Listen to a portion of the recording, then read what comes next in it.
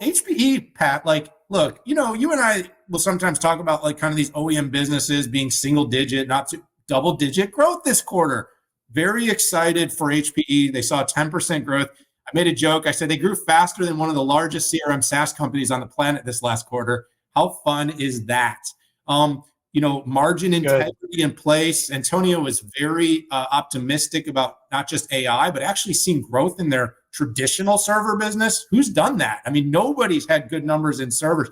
And he really talked a lot about discipline and rigor in the way they're running the business right now. We're seeing sort of this chasing of these mega AI deals, big margin erosion, high revenue growth rates, kind of exciting AI announcements. I think HPE is kind of taking the other. I was a little critical of the all-in on NVIDIA thing, not because NVIDIA is not great, but because I worry about the hedging, that's going to create risk, and maybe HPE could differentiate. But look, it seems to be working. They had that 1.7 billion number. The margin looked good on it. He sort of said they're not taking deals that they're not doing well on. So they're being a bit discriminate in kind of how they're doing that business. At the same time, Proliant's performing. And Pat, the other number I really liked is GreenLake, 3,000 new customers. And I want to do a little compounding for you here. They got into close to 40,000 customers. At the growth rate they're doing, 10% per quarter, compounded, by the end of the 2025, 26, they're running a run rate to have 100,000 customers running on GreenLake. Now, as a company that we kind of call a big iron old hardware company, that sure looks like a software model to me. 100,000 subscription customers driving billions of dollars in revenue. That's really positive, Pat. And look, I don't always get excited about these businesses, but I came away from the conversation with Antonio for the first time. I told him this must be probably the cleanest, one of the best looking quarters I've seen from HPE in a really long time. I'm optimistic about it. They seem to be playing their cards right. They're not chasing the companies that kind of can go that way. They're playing their game. They're running their race. They're sticking with GreenLake. There's probably some flaws in it, Pat, but I want to give credit where credit's due, and it was a good quarter. Yeah, in my tweet, it was like double digit, baby. It just makes a difference. Feels good. At 10% plus, you should be considered a growth company. For sure. I was really enthused by the split between AI and non-AI. Servers were $4.3 billion, up 35%, and operating margin increased from 10.1 to 10.8%. That was AI and non-AI. Investors got spooked about AI profitability because gross margin was down 420 bips.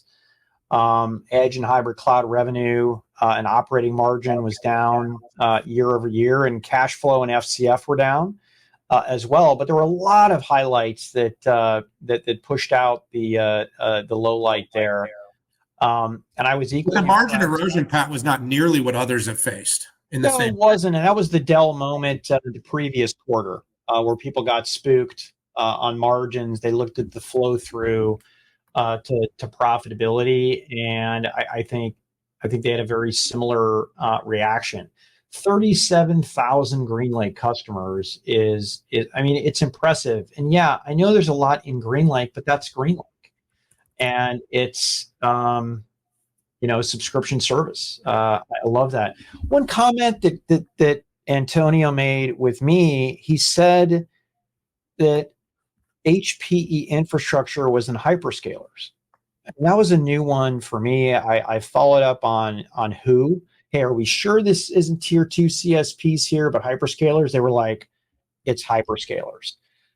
We'll see. I think that's very provocative. We heard that from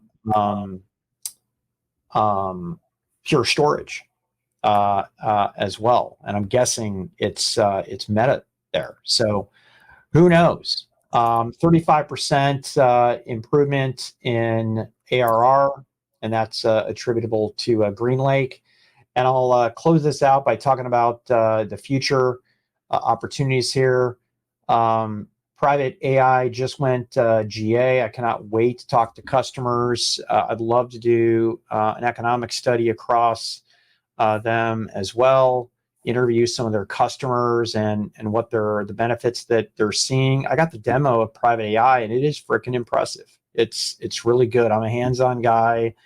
I'm not, I'm not as hands on as Keith or Matt, but I was super impressed by that. Morpheus data, right? Build out that. How do they monetize that? And Juniper is on tap, close end of 24, start of 25. As we've seen in the era of AI, networking is as important as ever. There's one 800-pound gorilla in the Western world for core switches, and it's called Cisco. Will Juniper help out in that? They're heavy dialed into the SP market, but wonder what they can do in the future.